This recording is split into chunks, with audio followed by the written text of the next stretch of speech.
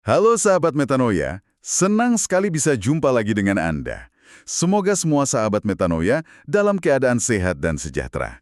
Kali ini, misi kita adalah membedah salah satu doktrin inti dalam kekristenan. Biar nggak penasaran, langsung saja kita ulik naskahnya. Sahabat Metanoia, coba bayangkan, Anda sedang berdiri di depan gedung pencakar langit tertinggi di dunia. Oke, pencakar langit ya. Ya, kalau Anda diberi tugas untuk meruntuhkan gedung itu, logika awam kita mungkin mikir, oh kita harus menghantamnya dari atas pakai bola besi raksasa, atau menabrakkan sesuatu ke atapnya, kan? Betul. Itu cara yang paling kelihatan gitu loh. Nah, tapi para insinyur pembongkaran tahu cara yang jauh lebih efisien.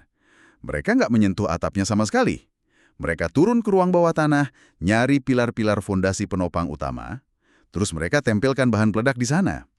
Begitu fondasinya diledakkan, gedung setinggi apapun bakal runtuh berantakan, ditarik oleh beratnya sendiri. Wah, analogi gedung pencakar langit ini pas banget sih. Ini merangkum dengan sangat presisi gimana musuh beroperasi secara historis terhadap kekristenan. Gimana tuh maksudnya? Gini, kalau kita lihat sejarah gereja mula-mula, serangan dari luar, kayak pukulan ke atap gedung tadi, itu udah dicoba berkali-kali dan selalu gagal secara spektakuler.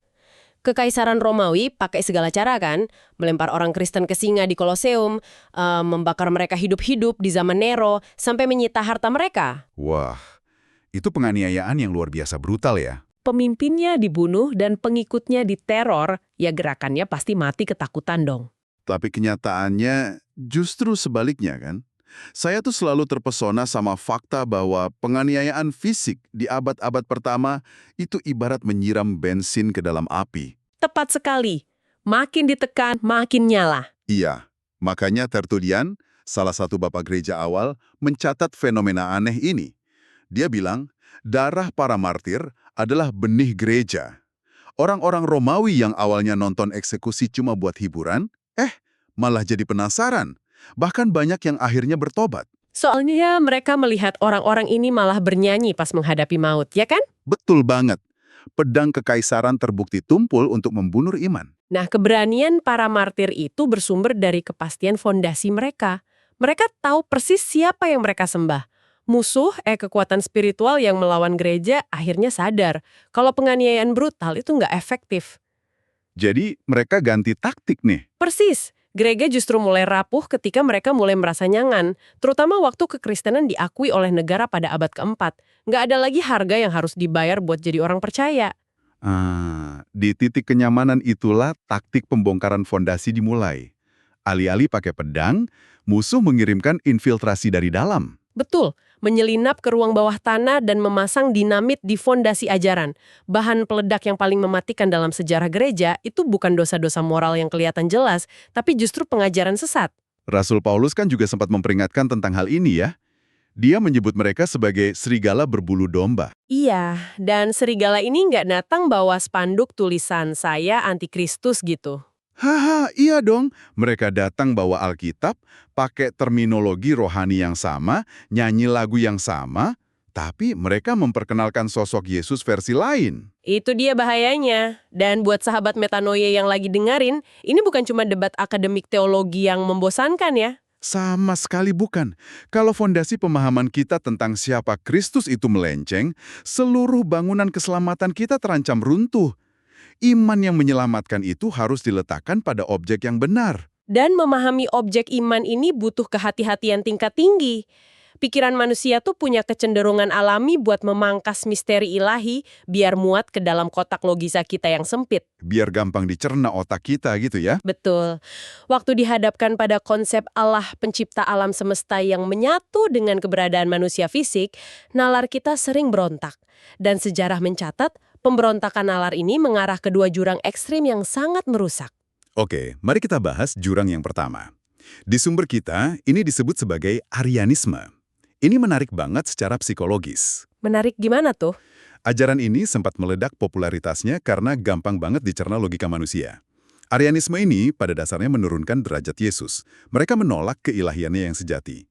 Mereka bilang, oke, Yesus itu luar biasa. Dia ciptaan pertama, nabi super atau semacam Allah kelas 2.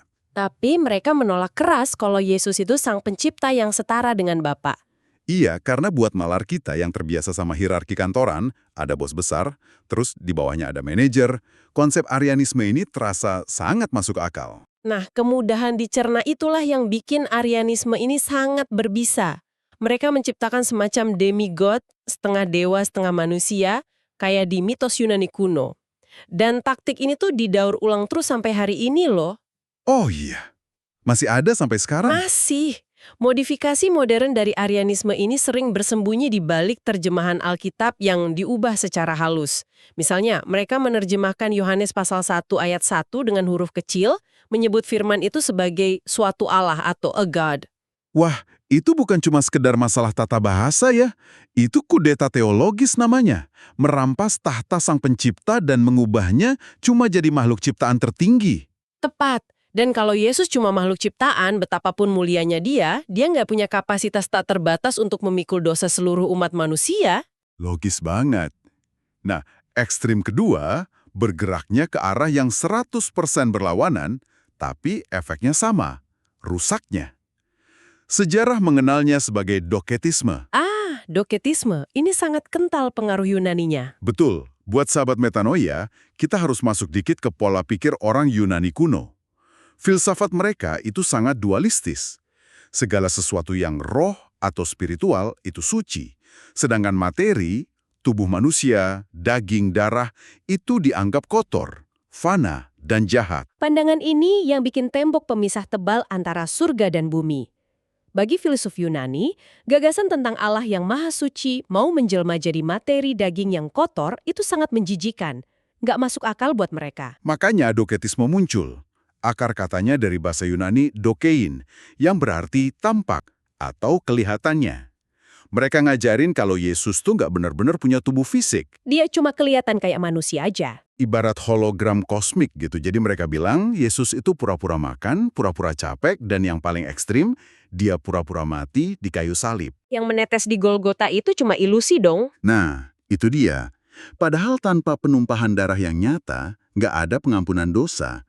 Jadi dua ekstrim ini, Arianisme yang bunuh keilahiannya dan doketisme yang bunuh kemanusiaannya, dua-duanya menghancurkan jembatan keselamatan kita. Makanya, untuk menghadapi dua ancaman ini, Rasul Yohanes bereaksi keras. Yohanes ini kan bukan sekedar penulis, dia saksi mata. Dia makan bareng Yesus, jalan bareng, dan lihat Yesus mati. Dan dia merancang Injilnya khusus untuk meruntuhkan kedua kebohongan ini di kalimat-kalimat pembukanya, Yohanes pasal 1. Betul sekali. Benar, sebelum kita bedah teks Yohanes itu, ada satu analogi yang sering dipakai orang buat ngejelasin Tritunggal, biar gampang nangkepnya, tapi malah bahaya. Anda pasti tahu analogi air, es, dan uap, kan? Wah, iya. H2O ya, satu zat tapi wujudnya bisa ganti-ganti tergantung suhu. Kedengarannya cerdas dan praktis banget buat diajarin di sekolah minggu.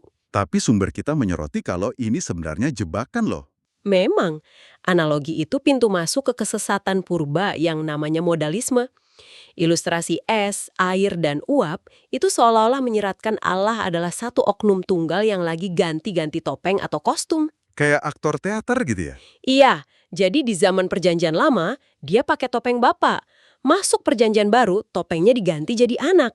Terus di zaman gereja sekarang, dia muncul sebagai Roh Kudus. Padahal itu keliru besar. Itu berarti ketiganya nggak pernah eksis barengan secara relasional.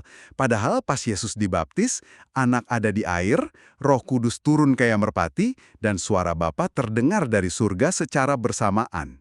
Memaksakan misteri Allah ke dalam analogi fisik kayak gitu seringnya malah merusak esensi siapa Allah sebenarnya. Daripada pakai ilustrasi yang menyesatkan, mending kita lihat rumusan saksi matanya langsung. Yohanes 1 ayat 1. Berbunyi, pada mulanya adalah firman. Firman itu bersama-sama dengan Allah, dan firman itu adalah Allah. Perhatikan frasa pembukaannya. Pada mulanya. Yohanes nggak mulai dengan silsilah keluarga kayak Matius ya. Dia narik pikiran kita mundur ke Kejadian 1 ayat 1, waktu penciptaan alam semesta. Dia lagi menegaskan pra-eksistensi Kristus. Sebelum waktu mulai berdetak, sebelum ruang eksis, firman itu sudah ada. Fakta praeksistensi ini langsung ngehancurin argumen Arianisme yang bilang Yesus itu ciptaan. Sesuatu yang diciptakan kan pasti punya titik awal. Betul. Sedangkan firman nggak punya titik awal. Dia udah di sana sebelum kata awal itu sendiri ada. Yohanes Pembaptis juga secara eksplisit mengonfirmasi paradoks ini. Padahal secara biologis, Yohanes Pembaptis lahir 6 bulan lebih dulu dari Yesus kan? Iya, tapi waktu lihat Yesus dia berseru, "Ia telah ada sebelum aku." Dan kesaksian ini dikonfirmasi langsung oleh klaim Yesus sendiri di Yohanes pasal 8, pas dia berhadapan sama pemimpin agama Yahudi. Oh, momen itu. Itu salah satu deklarasi paling radikal dalam sejarah. Yesus bilang, sebelum Abraham jadi, aku telah ada. Buat pembaca modern, kalimat ini mungkin kedengaran aneh secara tata bahasa. Seharusnya kan aku sudah ada. Nah, tapi dalam bahasa Yunaninya, Yesus sengaja pakai frase ego eimi yang merujuk pada aku adalah. Ini tuh rujukan langsung ke peristiwa semak menyala di Keluaran pasal 3. Waktu Allah menyatakan nama pribadinya ke Musa, Yahweh, Sang Ada yang selalu ada. Betul. Yesus dengan sadar lagi ngambil nama kudus itu dan menyematkannya pada dirinya sendiri. Dan reaksi orang Yahudi saat itu membuktikan mereka paham betul apa maksudnya. Mereka nggak ngetawain grammarnya yang aneh ya. Enggak sama sekali. Mereka langsung nunduk, ambil batu besar, siap buat ngelempar dia sampai mati. Karena dalam hukum Taurat, mengklaim diri sebagai Yahweh itu penghujatan tertinggi. Hukumannya mati dilempari batu. Mereka ngerti banget kalau tukang kayu ini lagi mendeklarasikan diri sebagai pencipta alam semesta. Ini bukan sekedar nabi yang lagi dapat pencerahan ya. Ini klaim keilahian absolut. Tapi, gimana Yohanes membedakan supaya ini gak jatuh ke modalisme tadi? Rahasianya ada di pilihan kata Yohanes di ayat pertama. Frasa Yunani prostondeon biasanya diterjemahkan bersama-sama dengan Allah. Tapi makna harfiahnya lebih dalam dari itu kan? Jauh lebih dalam. Makna harfiahnya itu berhadapan muka dengan Allah. Kita kan nggak bisa berhadapan muka dengan diri sendiri di depan cermin, terus nyebut itu sebagai relasi sejati. Wah, iya juga. Berhadapan muka, itu mensyaratkan ada dua pribadi yang berbeda, yang bisa berinteraksi dan saling mengasihi sejak kekekalan. Pemisahan pribadi ini menyeimbangkan semuanya. Bapa dan Firman adalah dua pribadi yang berbeda. Tapi Yohanes ngunci hal ini dengan kalimat penutup yang tegas. Dan Firman itu adalah Allah. Perasaan dan kekekalan yang dimiliki Bapa. Arianisme hancur lebur cuma dengan satu ayat ini. Dan Yohanes nggak berhenti di situ. Setelah menghabisi Arianisme, dia langsung putar balik buat nyerang Doketisme di ayat 14. Yang menolak kemanusiaan Yesus tadi ya. Ayatnya bilang, Firman itu telah menjadi manusia. Dan lagi-lagi, bahasa aslinya menyingkapkan detail yang sangat tajam. Yohanes sengaja nggak pakai kata Yunani anthropos yang merujuk ke umat manusia secara umum.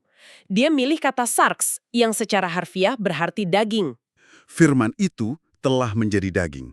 Ini kata yang sangat biologis dan kasar buat telinga orang Yunani waktu itu. Itu ibarat tamparan keras ke wajah filsafat Yunani.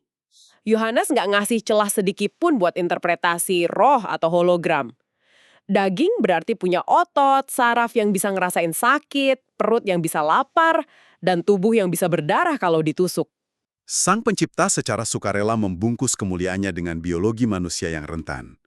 Dan kelanjutannya makin luar biasa. Ayat itu bilang, dan diam di antara kita. Kata Yunaninya untuk diam itu skeno. Nah, skeno ini salah satu penemuan paling indah dari naskah kita.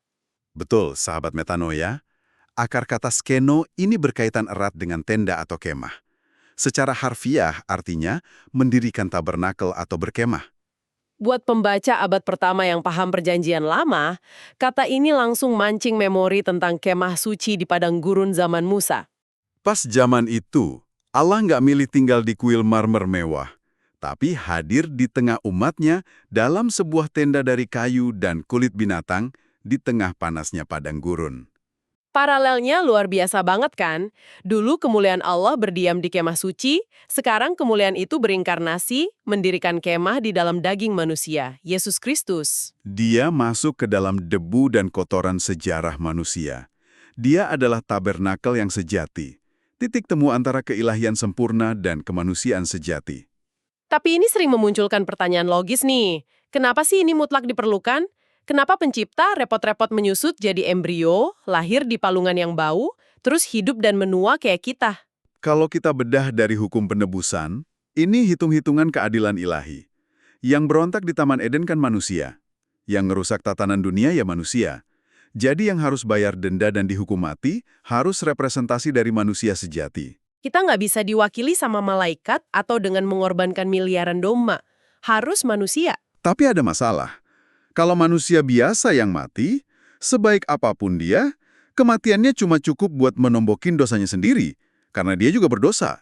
Betul. Dan misal pun dia nggak berdosa, nyawa satu manusia cuma bernilai untuk menebus satu nyawa lain. Supaya pengorbanan di salib punya nilai tak terhingga buat nebus miliaran manusia dari masa lalu sampai masa depan, sang korban harus punya nilai yang tak terbatas. Dan satu-satunya entitas di alam semesta yang nilainya tak terbatas cuma Allah sendiri. Jadi secara teknis, penebusan batal total kalau dia bukan 100% manusia dan 100% Allah di saat bersamaan. Sebagai manusia, dia bisa mati mewakili kita. Sebagai Allah, kematiannya punya bobot yang cukup buat melunasi semua utang kita. Ini bawa kita ke sebuah argumen penolakan yang sering saya dengar. Mungkin sahabat metanoia juga pernah mikir gini. Kalau Allah itu maha kasih, kenapa harus ada acara berdarah-darah segala? Pertanyaan klasik ya? Iya, kenapa Allah nggak diem aja di surga terus ngomong, oke, kalian berdosa, tapi aku maafin, lunas. Kayak saya maafin teman yang mecahin gelas saya. Selesai kan urusannya? Pertanyaan itu nunjukin kebingungan modern kita tentang natur Allah dan seberapa parahnya dosa itu. Kita sering ngebayangin Allah itu kayak kakek tua penyayang di surga yang tugasnya cuma bikin kita nyaman. Dan kita nganggep dosa cuma kayak pelanggaran lalu lintas atau salah paham kecil. Padahal secara alkitabiah, dosa itu pemberontakan kosmik, pengkhianatan tingkat tinggi ke sumber segala kehidupan. Dosa itu ciptaan yang ngeriakin penciptanya, aku nolak otoritasmu, aku mau jadi Tuhan atas hidupku sendiri. Berarti membandingkan dosa dengan merusak barang teman itu analogi yang cacat banget. Sangat cacat. Coba bayangin ruang sidang di dunia nyata. Ada pembunuh berantai ketangkap dengan bukti valid. Pas di depan hakim, tiba-tiba hakimnya bilang, saya ini orang yang penuh kasih. Jadi kamu saya bebasin, silakan pulang. Kita nggak bakal nyebut hakim itu penuh kasih. Kita pasti nyebut dia hakim korup dan kejam ke keluarga korban. Karena dia nginjak-nginjak keadilan. Kebaikan sejati nggak bisa menolerir kejahatan. Hakim yang adil terikat hukum untuk ngehukum yang salah. Allah sebagai hakim semesta alam yang maha adil nggak bisa semena-mena ngabaikan dosa, karena itu ngelanggar natur keadilannya sendiri. Alkitab jelas bilang upah dosa adalah maut. Keterpisahan kekal dari Allah. Keadilan mutlak menuntut hukuman mutlak. Nggak ada negosiasi. Dan disinilah letak puncak penyelidikan kita. Logika salib. Keadilan nuntut hukuman mati. Manusia nggak mampu bayar tanpa binasa selamanya, jadi Allah menyediakan dirinya sendiri sebagai substitusi. Seperti yang dibilang di 2 Korintus 5, Kristus yang nggak berdosa dijadikan dosa karena kita. Murka Allah terhadap kejahatan manusia dari segala zaman ditumpahkan habis-habisan ke atas Kristus. Salib adalah satu-satunya momen dalam sejarah di mana keadilan dan kasih Allah ketemu secara sempurna. Keadilannya nggak dikompromikan sama sekali. Dosa beneran dihukum. Dan di saat yang sama, kasihnya dicurahkan sepenuhnya karena dia sendiri yang nanggung hukuman itu. Supaya kita dibebaskan dan diadopsi jadi anak. Sahabat metanoia, lihat betapa kokohnya fondasi kristologi ini. Secara historis, teologis, maupun logis. Klaim ini terlalu masif buat kita abaikan. Ini bukan sekedar wawasan buat nambah pengetahuan ya. Setuju. Kalau ini benar, ini menuntut respons total dari kita. Buat Anda yang mungkin masih skeptis, saya tantang Anda. Jangan tolak Yesus cuma karena ngelihat oknum gereja yang munafik atau dari berita di medsos. Selidiki dengan jujur. Iman Kristen itu bukan lompatan buta ke dalam kegelapan. Kekristenan dibangun di atas sejarah yang bisa diinvestigasi. Kubur kosong itu fakta sejarah. Sejarawan sekuler pun tahu, kalau orang-orang, kayak para rasul, gak akan sudi disiksa, dipenggal, disalib terbalik demi kebohongan yang mereka karang sendiri. Makanya penyelidikan jujur ini sering jadi titik balik buat banyak orang skeptis. Ini klaim paling berani dalam sejarah loh. Tuhan pencipta menjelma jadi manusia. Konsekuensinya kekal. Dan buat yang udah percaya, ini panggilan buat nggak cepat puas. Jangan cuma rutinitas ibadah minggu, tapi nggak kenal siapa yang disembah. Uji kembali fondasi Anda. Kenali kedalaman doktrin ini. Betul.